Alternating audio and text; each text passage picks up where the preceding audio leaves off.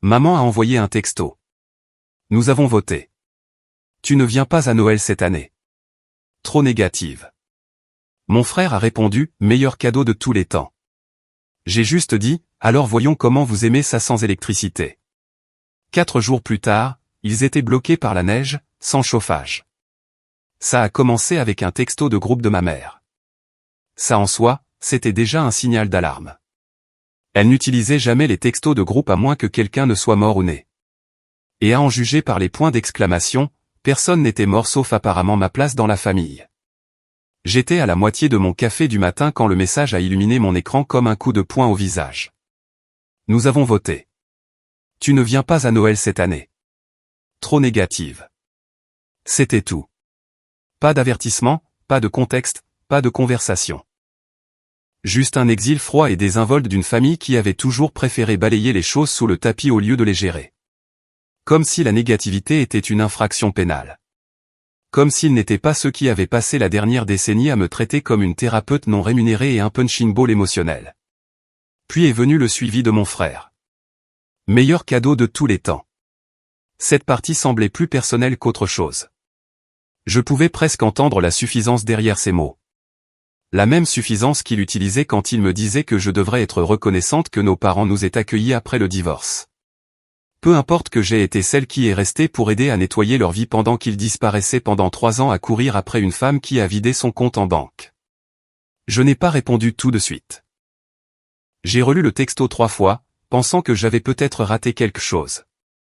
Un indice que c'était une blague, une farce mal exécutée, ou peut-être un jeu familial à moitié cuit où il pensait que ce serait drôle. Mais ce n'était pas le cas. C'était réel. Je suis restée assise là à fixer mon écran tandis que le silence dans mon appartement s'étirait. Je pouvais sentir quelque chose changer en moi, quelque chose qui s'était construit depuis des années. Depuis que j'avais 12 ans et que maman a commencé à m'appeler dramatique pour avoir pleuré quand papa a oublié mon anniversaire. Depuis Thanksgiving 2018, quand ils m'ont dit d'ignorer simplement les commentaires de mon oncle parce qu'il est vieux et tu es trop sensible.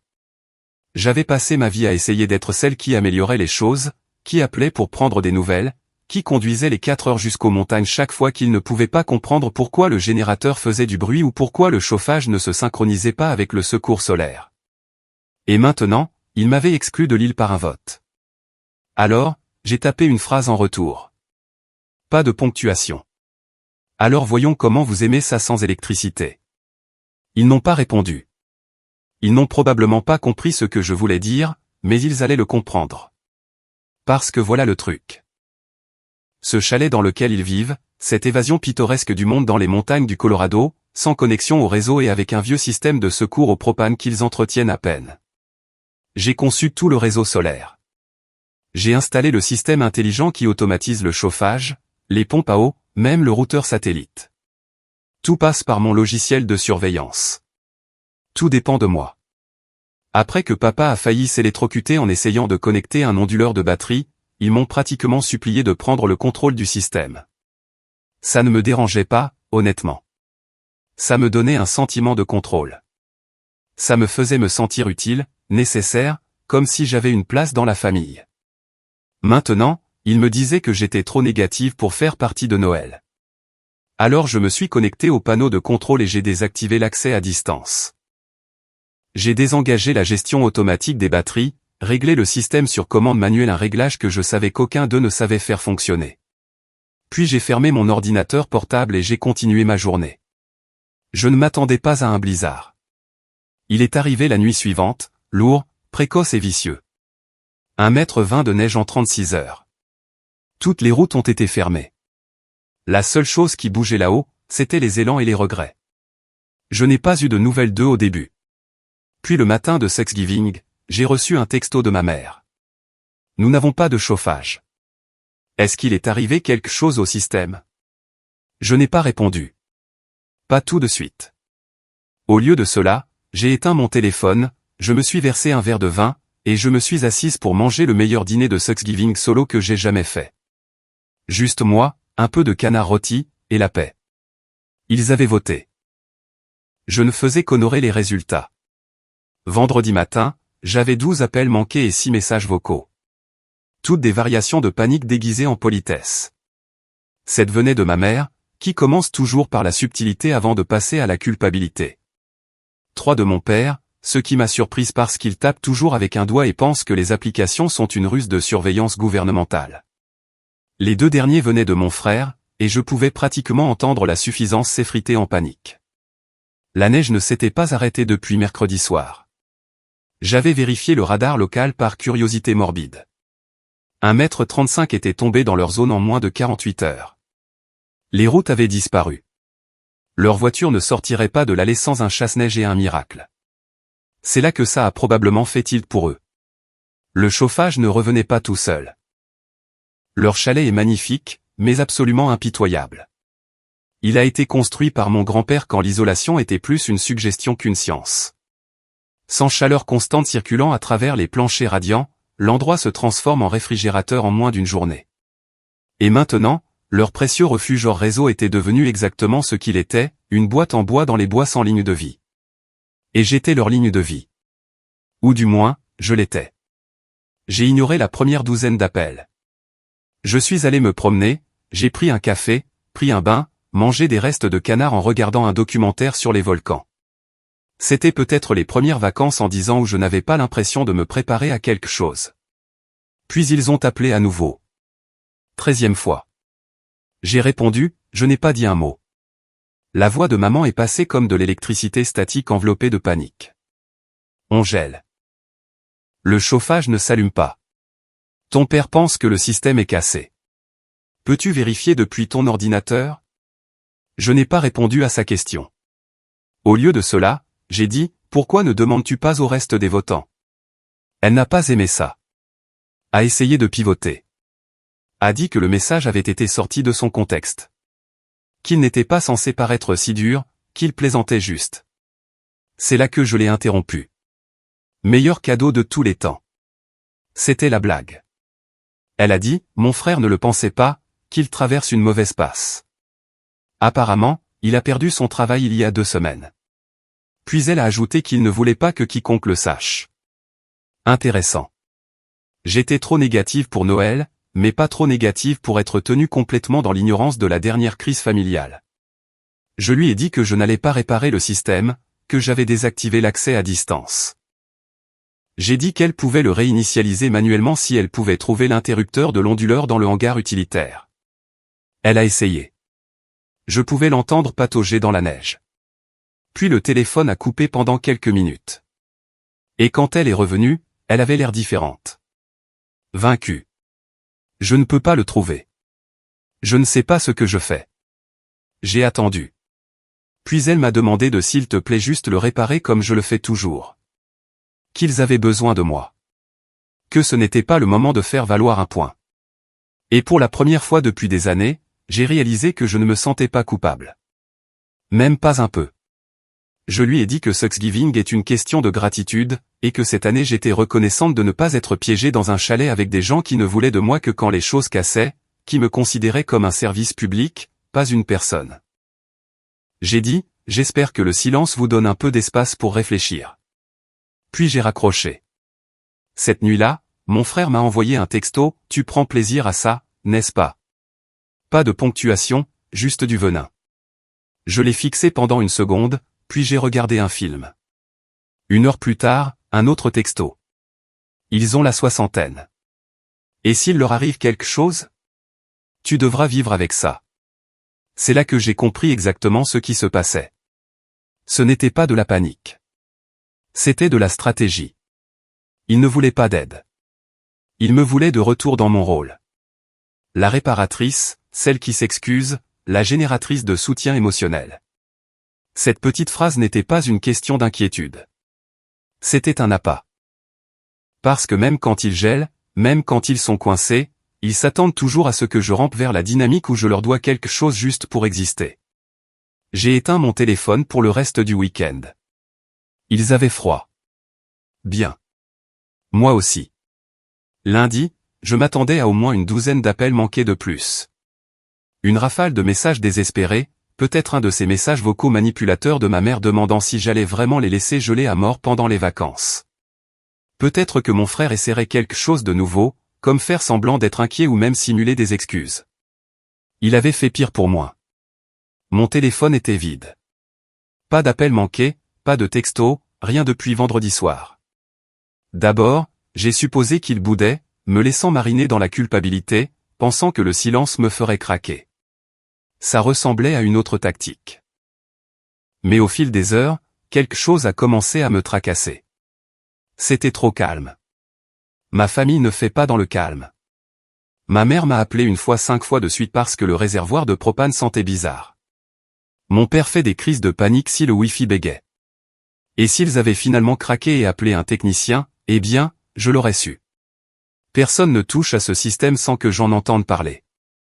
À midi, j'étais à la moitié d'une deuxième tasse de café et je me demandais si je devais appeler juste pour confirmer qu'ils étaient vivants quand quelqu'un a frappé à ma porte. Pas une sonnerie du hall. Un vrai coup. Porte de l'appartement. Sec, rapide, comme quelqu'un qui savait que j'étais chez moi.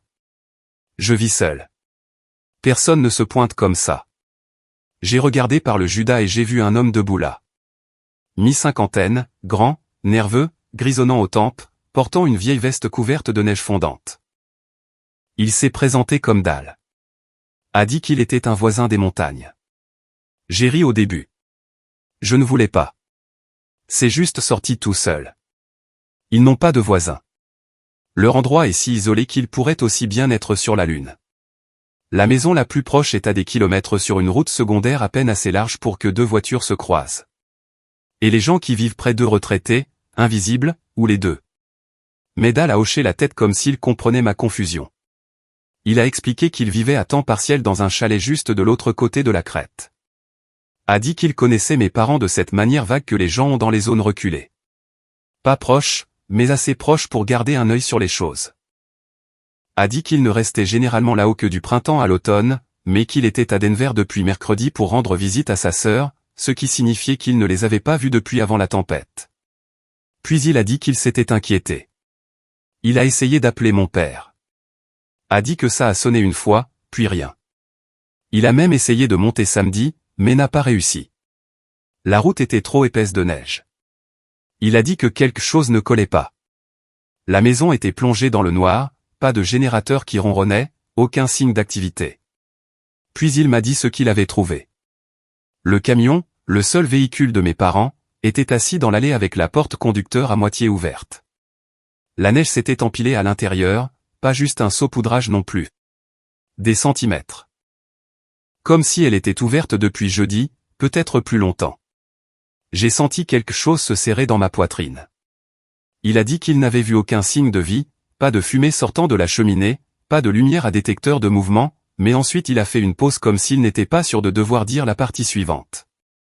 Il a dit qu'il avait trouvé des empreintes plus petites que celles d'un homme, peut-être d'une femme. Pas de motif de semelle. Et il a reconnu qu'elles encerclaient la maison une fois puis disparaissaient. Pas de chemin de retour, pas de piste s'éloignant, juste un ensemble d'empreintes qui commençaient et finissaient derrière le chalet près de la terrasse arrière où la neige s'accumule toujours le plus profondément. C'est là qu'il m'a regardé dans les yeux et a dit calmement que ça n'avait pas l'air normal. Je lui ai demandé pourquoi il était venu me voir. Il a dit qu'il savait que je gérais leur système. Il m'avait mentionné une fois lors d'un petit déjeuner communautaire, se vantant de la façon dont leur fille s'occupait des trucs compliqués. Il s'est dit que si quelqu'un pouvait expliquer la maison sombre et le silence froid, ce serait moi. Je lui ai demandé s'il pensait qu'ils étaient blessés. Il n'a pas répondu, a juste dit qu'il remontait là-haut une fois les routes ouvertes. A demandé si je viendrais avec lui. J'ai dit oui. Après son départ, je me suis assise et j'ai fixé mon téléphone à nouveau. Je l'ai allumé en m'attendant pleinement à un message vocal ou quelque chose en attente. Toujours rien. J'ai vérifié les journaux de batterie de leur système ou essayé de le faire. Je les avais verrouillés, mais il y avait toujours une fonction de ping de sécurité en place. Elle aurait dû me montrer des relevés de base. Température, voltage, réseau, synchronisation. J'ai eu une erreur. Système hors ligne. C'était impossible. Même si les batteries étaient épuisées, il aurait dû y avoir des données résiduelles. Un système je les laisse quand même une trace numérique, mais il n'y avait rien. Même pas un ping de signal.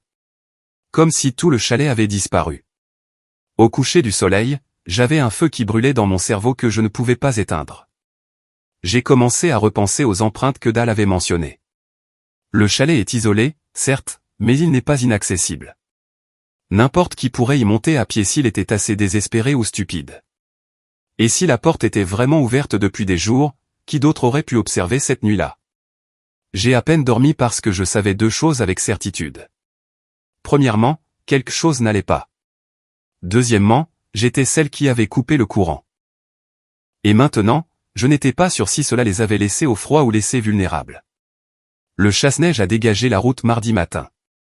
J'ai retrouvé Dal à une station-service juste à l'extérieur de Boulder. Il avait des chaînes sur ses pneus et un camion plein de fournitures couverture, un générateur qu'il avait emprunté au garage de sa sœur. Il avait l'air calme, presque trop calme, mais je pouvais voir qu'il n'avait pas dormi non plus. Aucun de nous n'a dit grand-chose sur le trajet. Il nous a fallu 3 heures pour atteindre l'embranchement près de la propriété de mes parents. Plus nous allions profondément dans les collines, plus le silence s'installait. Pas de traces de pneus, pas d'empreintes, aucun signe de vie du tout. Puis nous avons vu le camion. La Ford argentée de mes parents toujours assise exactement là où Dal l'avait dit. Porte conducteur grande ouverte. De la neige tassée avait rempli tout l'espace pour les pieds. La fenêtre était baissée à mi-chemin, gelée. Clé toujours sur le contact. Pas de courant pour ouvrir le garage. Pas de lumière nulle part. Je n'ai pas parlé. J'ai juste marché. Il n'y avait aucun signe d'effraction. Pas de fenêtre brisée. Rien de manquant à l'extérieur. Pas même le coffre-fort qu'il gardait sous la terrasse. Mais le silence était contre nature. Le genre qui rend votre peau trop serrée. J'ai déverrouillé la porte d'entrée et je suis entré. L'air m'a frappé comme un mur. Pas juste froid immobile. Comme si toute la maison avait retenu son souffle. Je suis passé devant la cuisine pour aller dans le salon principal. Chaque surface avait une fine couche de givre. Les plantes étaient mortes. Le thermostat était vide. Je suis allé directement au panneau de contrôle complètement éteint. Les batteries s'étaient épuisées, et sans aucun apport solaire ou réinitialisation manuelle, tout le système s'était effondré. Je savais combien de temps il fallait pour atteindre cet état. 4 jours, peut-être 5. Ils étaient sans électricité depuis Thanksgiving. Nous avons trouvé mes parents dans la chambre principale, vivants, emmitouflés dans des couvertures, à peine conscients, la peau pâle, et les mains tremblantes. Ils avaient allumé le four à propane et l'avaient laissé ouvert pour la chaleur, ce qui expliquait pourquoi ils n'avaient pas entièrement gelé, mais ils étaient sévèrement déshydratés et désorientés. Maman continuait de chuchoter quelque chose à propos de lumière. Papa ne pouvait pas parler du tout. Ses lèvres étaient bleues. Dal a appelé à l'aide pendant que je courais dans la maison rassemblant tout ce que je pouvais trouver. Compresse chaude, bouteille d'eau, couverture supplémentaire. Je pouvais à peine sentir mes mains le temps que je les stabilise. Les médecins ont mis 1 heure pour arriver. Pendant qu'ils travaillaient, je suis sorti pour prendre l'air et me vider la tête. C'est là que je me suis souvenu de l'histoire de Dal, les empreintes. Je lui ai demandé à nouveau où il les avait vues. Il a pointé vers l'arrière du chalet. Nous avons fait le tour ensemble. Il y avait un chemin gelé, à peine visible, s'éloignant de la terrasse vers les arbres. Nous l'avons suivi sur environ 6 mètres avant qu'il ne disparaisse sous la neige fraîche. Mais au bord de la piste, j'ai vu quelque chose auquel je ne m'attendais pas. Une moufle unique. Pas celle de ma mère, rien que je reconnaisse. Elle était petite, taille enfant, mais ma famille n'a pas eu d'enfant en visite depuis plus de 10 ans. Dal l'a ramassée lentement, n'a rien dit. Moi non plus.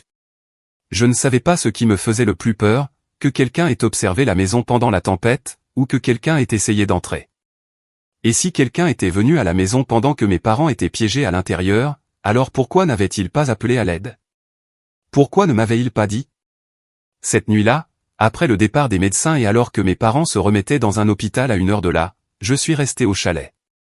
Et vers 2 heures du matin, j'ai entendu quelque chose sur le toit, comme des pas, lents et mesurés. Mais quand j'ai attrapé une lampe de poche et couru dehors, il n'y avait rien là-bas. Juste de la neige et le bruit du vent sifflant à travers les arbres. Le temps que je rentre à Denver, mes parents étaient assez stables pour s'asseoir et se plaindre. Je suis allé à l'hôpital pour voir comment ils allaient, pas parce que je le voulais, mais parce que cela semblait être la dernière chose que je devais faire avant de fermer la porte pour de bon. Maman était assise bien droite, enveloppée dans des couvertures, sirotant du thé d'hôpital, et agissant comme si la semaine passée n'avait été qu'un désagrément mineur. Papa avait l'air pire, pâle, plus silencieux que d'habitude, mais il ne m'a pas reconnu quand je suis entré. Il a juste regardé au-delà de moi comme si j'étais une infirmière qui avait dépassé son service. Maman n'a pas perdu de temps. Elle a demandé si je m'étais amusé à leur donner une leçon. A dit que ça devait être puissant de les laisser geler pendant que j'étais assise dans mon appartement à manger du canard et regarder la télé. Elle a souri en le disant, comme si c'était un jeu que j'avais perdu parce que je m'étais montré. Puis elle a dit la chose la plus folle que j'ai jamais entendue sortir de sa bouche. On n'avait pas besoin de toi. On se serait débrouillé.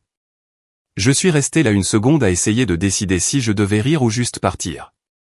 Vous n'aviez pas besoin de moi. Tu veux dire pour l'électricité, le chauffage, la filtration de l'eau, les diagnostics solaires, le compte de livraison de nourriture dont tu as oublié le mot de passe. Mais je n'ai rien dit de tout ça. Je me suis juste assise et je l'ai écouté réécrire l'histoire, la tordant en un conte de résilience, de comment ils ont tenu bon, comment ils se sont adaptés, comment ils ont survécu sans l'aide de personne. Sans l'aide de personne comme si je n'avais pas tout laissé tomber pour venir les déterrer de leur propre foutue arrogance. Je suis parti après 10 minutes. Cette nuit-là, j'ai ouvert mon ordinateur portable et j'ai commencé à faire une liste. Chaque compte, chaque mot de passe, chaque système auquel j'avais accès personnel, financier, médical, des choses que je gérais tranquillement depuis des années pendant qu'ils agissaient comme si j'étais une nuisance parasite avec un problème d'attitude. J'ai tout changé, révoqué l'accès au logiciel solaire, annulé le plan de maintenance d'urgence que j'avais secrètement payé, me suis retiré comme contact d'urgence sur chaque formulaire utilitaire et financier que je pouvais trouver. J'ai appelé la compagnie de livraison d'eau et j'ai fait passer le compte en facturation manuelle. S'ils ne se souvenaient pas comment payer, ils se débrouilleraient.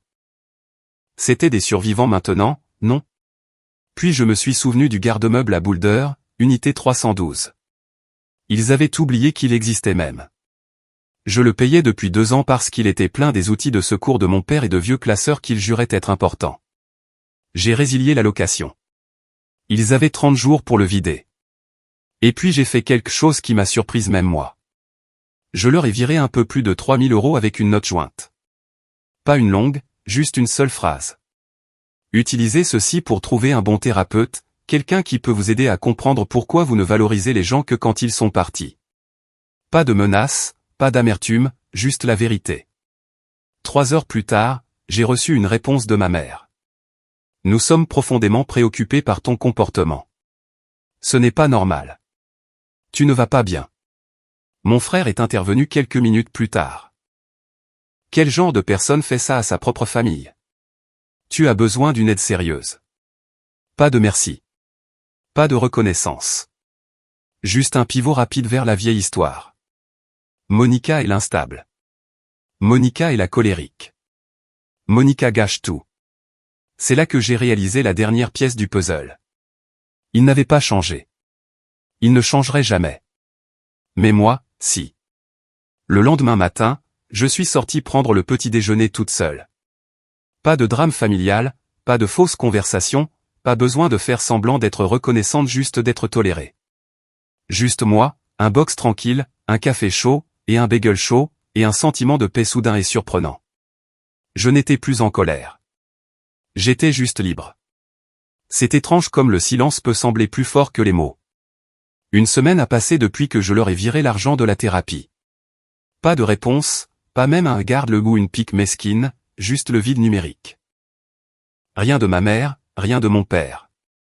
Mon frère n'a pas envoyé ses textos condescendants habituels, pas de fausses inquiétudes, pas de citations passives-agressives sur la famille qui est tout. C'était comme si je n'existais plus. Et pour la première fois de ma vie, j'ai laissé faire. Je pensais que je commencerais peut-être à douter de moi-même. Peut-être que je ressentirais de la culpabilité ou au moins ce tiraillement réflexe dans ma poitrine, ce besoin de leur approbation, quelque chose que je poursuivais comme de l'oxygène. Mais plus ils restaient silencieux, plus je le voyais clairement pour ce que c'était. Leur silence n'était pas du chagrin. Ce n'était pas de la tristesse. C'était du contrôle. Un dernier mouvement dans la seule langue qu'ils connaissaient. La punition par l'absence. Ils n'étaient pas blessés. Ils étaient offensés que j'ai arrêté de m'excuser. Que je sois sorti du rôle qu'ils avaient écrit pour moi il y a des décennies. La difficile. Celle qui ne laisse jamais rien passer. Qui rend toujours les vacances tendues. Qui prend tout personnellement. Personne n'a demandé ce que je ressentais à passer chaque Noël à me demander si ma présence allait déclencher quelqu'un. Personne n'a demandé ce que je ressentais à m'occuper de leur maison, payer leurs factures, être leur support technique, amortisseur émotionnel, et bouc émissaire tout à la fois. Alors, j'ai arrêté de leur demander quoi que ce soit. J'ai bloqué leurs numéros, tous. Pas par colère, juste par résolution. J'ai laissé une adresse email ouverte pour les urgences et j'ai complètement fermé la porte sur tout le reste. Je suis allé dans mon placard et j'ai sorti 2 bacs en plastique pleins d'ornements de famille. Chaque année, ma mère me remettait une décoration spéciale, généralement quelque chose qu'elle avait ramassé à la dernière minute et prétendu avoir une valeur sentimentale. Un bonhomme de neige tenant un dé pour filles, Dogter. Un ours souriant avec une écharpe rose. Il ressemblait toujours à des obligations déguisées en affection. J'ai emmené les bacs à un centre de dons sans hésitation. Cette nuit-là, j'ai allumé une bougie dans mon salon, je me suis assise en silence, et pour la première fois pendant les vacances, je n'ai pas eu l'impression qu'il me manquait quelque chose. Je ne me préparais pas à l'attention. Je ne mesurais pas mon ton ou mes mots. Je ne calculais pas combien d'heures je devais passer à sourire avant de pouvoir rentrer chez moi et pleurer en privé. J'ai réservé un voyage en solo le lendemain matin. 4 nuits à Santa Fe, petit hôtel, pas d'horaire, pas de famille, juste moi et une valise remplie de vêtements que j'aimais vraiment. Pas ceux que je portais pour me fondre dans la masse ou pour paraître présentable pour des photos sur lesquelles je ne voulais jamais être. À l'aéroport, j'ai vu d'autres familles blotties ensemble, traînant des valises rouges et des tasses Starbucks. J'ai vu des écharpes assorties, des pulls identiques, des gens prenant des selfies devant les arbres de Noël du terminal. Je ne me suis pas sentie jalouse. Je me suis sentie distante, comme si j'étais enfin sortie d'un film que je n'avais jamais aimé, mais que je continuais de regarder parce que je pensais le devoir. À mi-chemin du vol, j'ai vérifié mon téléphone une dernière fois. Il y avait un email de ma mère. Juste une ligne. Nous avons décidé de ne pas t'inclure dans les projets familiaux à l'avenir. Il est clair que tu es sur un chemin différent. Nous te souhaitons bonne chance. C'était tout. Pas de mention de l'argent. Pas de merci, pas de compréhension, juste une phrase soigneusement construite qui disait tout sans rien dire. Elle ne voulait pas faire la paix. Elle voulait que ce soit définitif. Et honnêtement, je l'ai laissé faire. J'ai fermé l'email, je l'ai supprimé, et je n'ai pas enregistré l'adresse. Quand j'ai atterri à Santa Fe, le soleil se couchait en or et lavande sur l'horizon. L'air était chaud, sec et immobile. Je suis sorti du terminal sans regarder en arrière. Ils ont décidé de me couper les vivres. Bien. Je l'avais déjà fait il y a des mois, peut-être même des années. La seule différence maintenant était que j'avais arrêté d'essayer de recoudre la corde chaque fois qu'ils y mettaient le feu. Ils peuvent dire que je suis celle qui est brisée, que je suis la dramatique, que j'ai besoin d'aide. Mais voici la partie qu'ils ne comprendront jamais. J'ai eu de l'aide. Je me suis aidé moi-même à sortir de leur maison, de leur froid, de leur histoire, et à entrer dans la mienne. La mise à jour, je n'ai pas entendu un seul mot d'eux depuis cet email. Pas un appel, pas un message, pas même un rappel d'anniversaire passif-agressif comme ils en envoyaient pour des amis de la famille que je connaissais à peine. Juste un silence total. Ça me dérangeait avant. Je me surprenais à jeter un coup d'œil à mon téléphone certains matins en attendant quelque chose, mais ça s'est vite estompé. Santa Fe était plus qu'une pause. C'était une réinitialisation. Je suis revenu plus légère, plus affûtée. J'ai commencé à faire de petits changements, supprimer de vieux messages vocaux, vider des années de mai, me suis désabonné de chaque newsletter familiale à laquelle ils m'avaient inscrite sans demander. J'ai même redécoré mon appartement. La photo encadrée de ce misérable Noël 2015, partie, remplacée par une peinture que j'ai achetée à un artiste de rue devant mon hôtel la semaine dernière. Une cousine éloignée à qui je n'avais pas parlé depuis des années m'a envoyé un message sur Instagram. A dit qu'elle avait entendu dire que j'avais fait cavalier seul. J'ai juste répondu, non, je suis enfin rentré chez moi. Elle n'a pas répondu, mais je n'avais pas besoin qu'elle le fasse. J'ai arrêté d'essayer d'être comprise par des gens qui ne savaient m'aimer que quand je restais silencieuse.